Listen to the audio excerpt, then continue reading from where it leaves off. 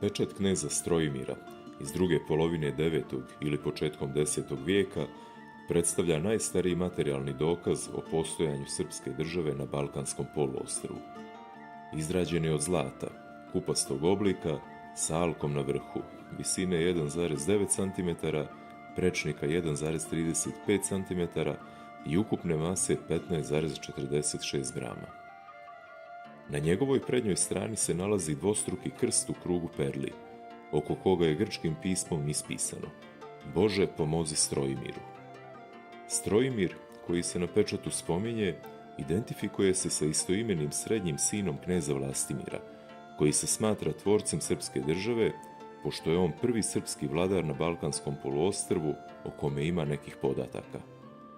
Podaci o samom Strojimiru su još oskudniji i svode se na spominjanje u spisu o upravljanju carstvom vizantijskog cara Konstantina Porfirogenita, nastalom sredinom 10. vijeka. Iz njih se može zaključiti da je on, kao srednji Vlastimirov sin, nakon očeve smrti jedno vrijeme upravljao dijelom države kao udioni knez. Sam pečat je za 16.000 evra kupljen 2006. godine na aukciji u Njemačkoj i danas se nalazi u sefu Istorijskog muzeja Srbije.